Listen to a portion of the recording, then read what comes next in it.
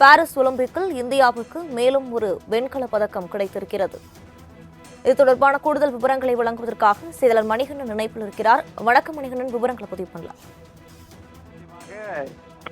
2024 மேலும் ஒரு வெண்கலப் பதக்கம் இந்தியாவுக்கு கிடைத்திருக்கிறது. இந்த வெண்கலப் பதக்கம் கூட துப்பாக்கிச் சுடுதல் பிரிவில் தான் கிடைத்திருக்கிறது. துப்பாக்கிச் சுடுதல்ல ஆடவருக்கான 50 மீட்டர் ஏர் ரைபிள் 3 பொசிஷன்ஸ் எனப்படக்கூடிய ஈவெண்ட்ல இறுதிப் போட்டி இறுதிப் போட்டி துவக்கத்திலிருந்து இந்திய வீரர் ஸ்வப்னில் குசாலே தனது அசாத்திய திறமையை வெளிப்படுத்தியிருந்தார். இன்னும் சொல்ல வேண்டும் என்றால் வெள்ளி மற்றும் வெண்கலம் இது மூன்றுக்கும் இடையில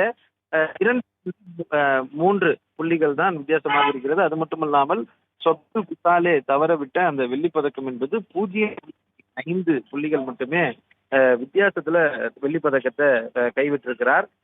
கிட்டத்தட்ட இறுதியில 9.5 10 என 9.9 என கடைசி 3 ஷாட்டுகளை அளவுல அவரால் எய்ம் பண்ண முடிந்தது. அதற்கு முன்பாக பெரிய சுணக்கம் ஏற்பட்டதன் காரணமாக அதனை வெள்ளி பதக்கமாக மாற்ற முடியாத நிலை ஏற்பட்டிருக்கிறது. இருந்தாலும் இதுவரையில இல்லாத அளவிற்கு துப்பாக்கி சுடுதல்ல 3 பதக்கங்களை தொடர்ந்து வெண்கல பதக்கங்களை வென்றிருக்கிறது இந்திய அணி.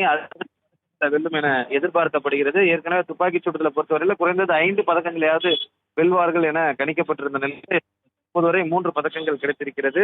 ஸ்வப்னில் குசாலை பொறுத்தவரையில இந்திய ரயில்வேல டிக்கெட் செக்கர் பணியில இருந்து தற்போது இந்தியாவுக்காக ஒலிம்பிக்ல ஒரு வெண்கல பதக்கத்தை வென்றது பெரிய சாதனையாக பார்க்கப்படுகிறது.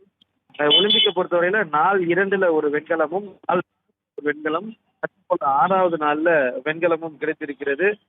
மேலும் வெண்கலத்தை தாண்டி வெள்ளி அல்லது தங்க பதக்கங்களை பெறும்போது இந்தியா முதல் 15 நாடுகளுக்குள்ள வாய்ப்பு இருப்பதாக தெரிவிக்கப்படுகிறது. இதன் மூலமாக துப்பாக்கி சுடுதல்ல இதுவரை வந்திருக்கக்கூடிய 3 பதக்கங்கள் இந்தியாவுக்கு துப்பாக்கி சுடுதல் கிடைத்திருக்கிறது. விரிவான விவரங்களுக்கு நன்றி மணிகண்டன்.